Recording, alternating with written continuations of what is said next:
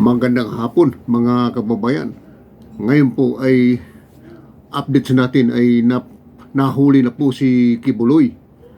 Yan mga kababayan. Ngayon ay gusto kong linawin sa inyo na ito pong mga protector ni Kibuloy dyan. Una na dyan yung kanyang church na KOJC na siya yung nagbibigay ng obstruction of justice habang tinatrabaho ng pulis ang pagtugis kay Kibuloy. Ano pong masasabi ninyo ngayon na nahuli na? At sunod, itong mga politiko natin katulad ng nila ni Senador Bato de la Rosa, Robin Padilla, at iba pang mga senador dyan, Bongo, na tumatakip doon po sa paghuhuli ng mga pulis dyan po sa KOJC compound. Anong masasabi ninyo ngayon? Nahuli na po si Kibuloy. O ngayon, sa pagkahuli ni Kibuloy ngayon, maraming nagsasabi dyan na wala na daw anya si Kibuloy dyan. Lumayas na, sumakay daw po sa isang kotse na hindi malaman ang destinasyon.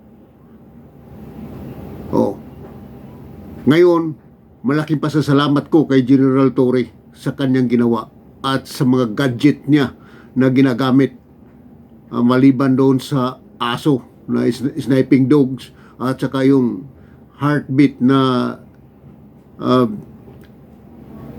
detector na ginagamit nila. Kaya totoo talaga po na nadidetect. Kahit kamakailan lang, kahapon, ay habang sinusuyod ng PNP na kahit madaling araw ay biglang sumipot ang PNP doon po sa KOJC compound, muntik na inabutan si Kibuloy doon. Yung aso ay nag-uuwang o tumatahol, naaamoy na may tao na pinanggalingan doon po sa kwarto ni Kibuloy. Ngayon hindi lamang naabutan, mabilis kaagad na nakalipat doon sa ibang kwarto. Kasi yung kwarto ni Kibuloy, marami po yung mga rooms dyan na madaling may mga sariling daanan si Kibuloy dyan na lusutan sa bawat kwarto. Kaya mabilis siyang makaiskapo. Ang ginagawa naman ngayon ng mga kaanib dyan sa KOJC ay ina-obstruct nila. Nililinlang nila yung pulis, hinaharangan nila yung pulis, kunyari kakapkapan nila yung pulis. Kung tutuusin yan, ay hindi maaaring gagawin sa pulis yan sapagkat yung ginagawa ng mga members ni Kibuloy dyan ay talagang pwede silang kasuhan ng obstruction of justice. Ngayon, anong masasabi ninyo na nahuli na si Kibuloy? Yung leader ninyo na manyakis. Anong tawag niyan? Manyakis. At saka yung mga protector dyan sa Davao. Isa na yan si Digong. Ay ang mayor si Baste. At kahit yung Vice President Sara Duterte. Yan yung mga matalik na kaibigan ni Kibuloy yan. Isa yan sa mga tumututol sa paghahanap ng mga kapulisan dyan po sa KOJC compound. Ngayon, itong nangyari na nahuli na si Kibuloy, kahapon lamang ay pumunta pa doon yung mga senador na protector dyan kay Kibuloy. Nagpa-imbestiga pa kanina sa Senado. Mayroon ba silang nagawa doon sa investigasyon sa Senado kanina na maantala nila ang mga kapulisan sa kanilang investigasyon na pinangunahan ni General Torre dyan po sa operasyon ng pulis dyan sa KOJC compound para mahanap si Kibuloy? Isang malinaw na pag-aantala yan sa operasyon ng pulis. Ngayon, Senator Bato de la Rosa, nag-successful ba kayo? Pare-parehos kayong tinatago ninyo yung baho ninyo na kung saan inyong sinusuportahan yung taong pugante at may pananagutan sa batas. Kung isipin ang bawal sa batas ng Pilipinas yan, yung inyong ginagawa. Kaya mahinahon lang ang pulis. Yung mga obstruction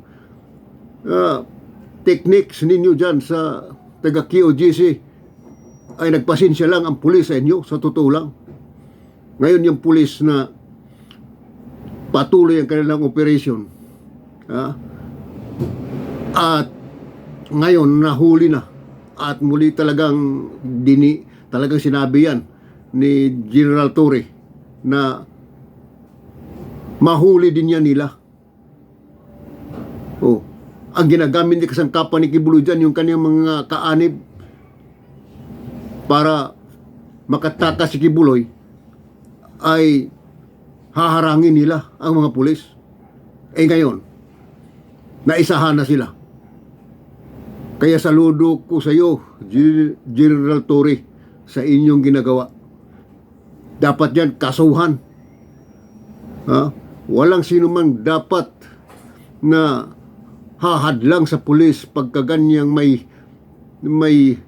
puganti na hinahanap, dahil yan ay mandato sa batas na dapat hulihin at ipresenta doon sa korte at papanagutin. Na kung iisipin yan, pwede kayong kasuhan lahat yan. Yung kayong mga kaanib ng QGC, pati yung mga senador, ng mga protector dyan at mga politiko dyan sa Davao. Yan ay hinihintay ng taong bayan. Ngayon, yung pinaglalaban ninyo, mga taga QGC ngayon, tapos na ang pinaglalaban ninyo. Ang kailangan lamang din sa batas na ginagawa sa pulis na mahuli si Kibuloy, yun lang ang trabaho ng pulis. Wala na. Ngayon, si Kibuloy nahuli na. O di wala na kayong iisipin. Di magpatuloy kayo sa relihiyon ninyo, sa inyong kulto. Ay sino pang maniniwala sa inyo na inyong leader mismo ay pugante, napakadaming reklamo ang nilabag niya sa saligang batas. Kaya yan ang sadya na hulihin siya at papanagutin. E di magpatuloy kayo sa pag-operate dyan sa inyong kulto. Akala ninyo hindi galit ang taong bayan sa inyo? Ngayon, nahuli na. Wala na kayong iisipin pa. At matigil na yung operation ng pulis dyan sa inyong compound. Maliban doon sa 4 pa na pugante na kasamahan ni Kibuloy na hinahanap ng pulis. Mahuhuli din yon. Sabi ko sa inyo, mahuhuli din yon. Yung 4 na natira na yan, pagka ang gobyerno ay magbigay na naman ng rewards yan sa bawat ulo niyan, napakabilis mahuli niyan.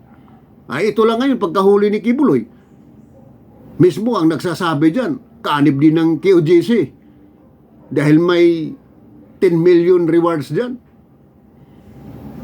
Pasekreto lang yan. Ang mga source na General Torre dyan ay taga QGC rin. Nagsasabi na nandyan talaga sa loob ng compound. Kaya yung pinaniwalaan kahapon o sa unang linggo pa ni General Torre na nandyan lang si Kibuloy dyan sa QGC compound ay totoo. Ayan mga kababayan. Ngayon na nahuli na, anong gagawin ngayon ng gobyerno niyan? Ang gobyerno, akala ninyo natutuwa sa mga ganyan na pinahihirapan ninyong gobyerno? Yung tinatakpan ng taong pugante na dapat panagutin sa batas. Dapat matuto kayong ah, makaunawa kung ano ang proseso ng batas, kung paano ipatupad ang batas. Trabaho ng pulis yan. Kaya ako'y sumasaludo o saludo ako ni General Torre sa kanyang ginagawa. Mabuhay po kayo, General Torre. At ngayon, babalikan natin itong mga senador dyan. Ha? Itong si Senador Bato, Bongo, Robin Padilla, ha? At yung mga politiko dyan sa Davao, yung Vice President, at saka siyan si Digong, si Digong nyo, ha? At yung Baste dyan, ha? Di kayo nahihiya sa sarili ninyo, ha? Manghihingi kayo ng boto sa taong bayan, pero kinakanlong, ha? Tinatakpan ninyo yung taong puganti sa batas. Oh, anong uri kayong mga politiko? Dapat ang politiko ay maging suportado nila yung pamahalaan pagdating sa mga katiwalian. Hindi kayo dapat maging bias. Oh, sige nga, magsalita kayo. Pahiring-hiring pa kayo sa Senado. Pinapaliwanag pa ninyo si General Torre dahil lamang sa inyong paraan na para ipatigil ninyo ay yung pag manhunt ni Kibuloy na nagtatago doon sa ilalim ng lupa. Wala kayong hiya, Senator Bato. Gusto nyo paalisin yung mga pulis. Oh, ngayon, may nakita ba kayo sa investigasyon ninyo na may paglabag ang mga pulis sa human rights? Ha? Hindi ba Senator Bato, kayo pa ang lumabag sa human rights sa panahon ng extrajudicial killing? Oh, nagpa-imbestiga kahapon sa Senado pero wala kayong nakuha. Hindi ninyo kaya si General Torre sapagkat malinaw ang paliwanag ni General Torre. Yung mga pulis nagpakumbaba sa sarili nila tapos akusahan ninyo na yung PNP ay lumabag sa human rights. Isa pa yung abogado, ha? Na si Torion. Sabagay naintindihan kita na trabaho mo lang yan, pero sa iyong ginagawa dyan,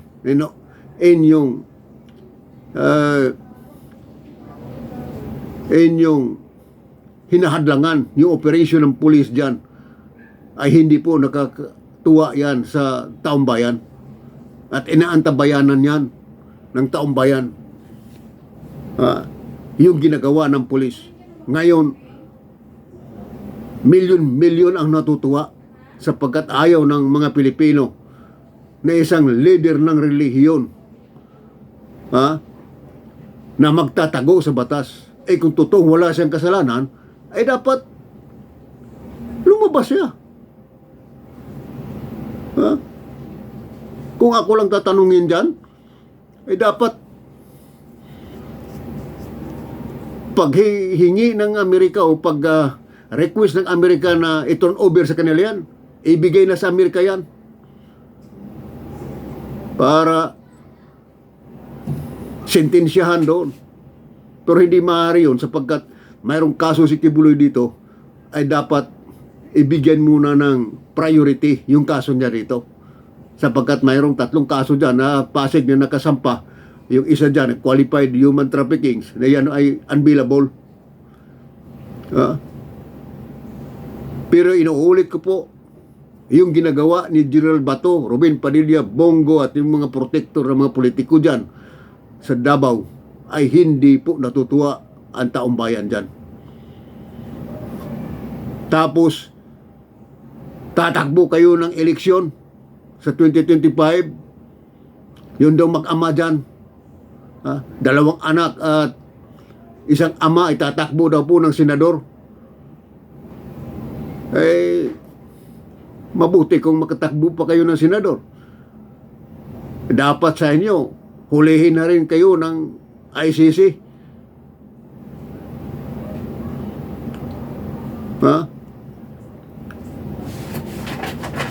Yung sinasabi ninyo na mga pagligaw doon sa operation ng pulis, kasi wala daw dito umalis na daw si Kibuloy.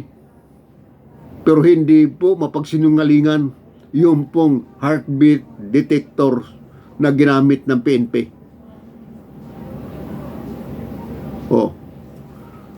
Di ba? So ano masasabi ninyo? Hinihintay ng taong bayan na managot si Kibuloy sa kanyang ginagawa sapagkat mabigat yung kanyang mga kaso. Mayroon pang nakitaan ng mga bata dyan ng laman ng kanyang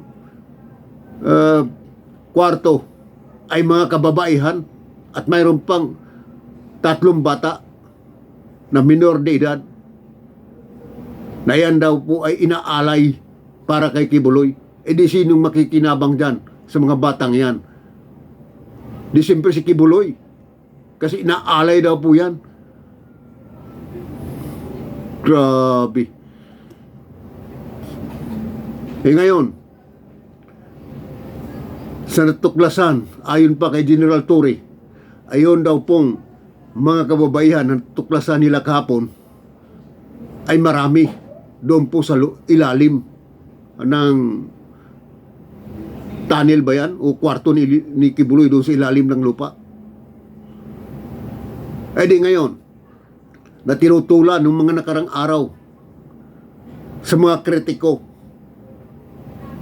ng KOJC members na itong paghuhukay ay malaki daw po at malalim na. Sang-ayon ni Torion, nasisira na daw po yung istruktura ng lupa, ng underground, kasi napakalaki daw po yung hukay. Ngayon natumbok ngayon yung direction sa pinagtataguan ni Kibuloy. Ano masasabi nyo?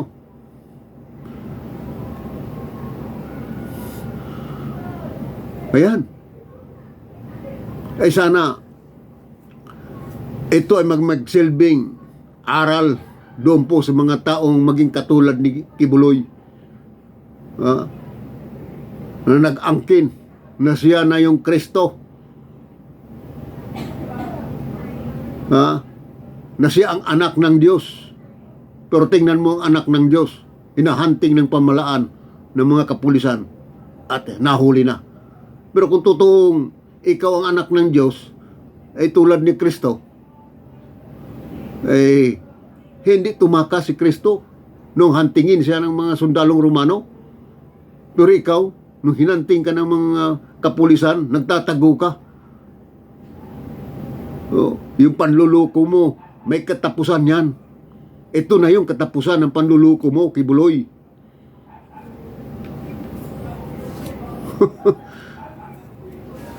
So, yan lang muna mga kababayan yung ating update sa ngayon. At antabayanan natin yung mga susunod pang balita. Marami pong salamat. God bless.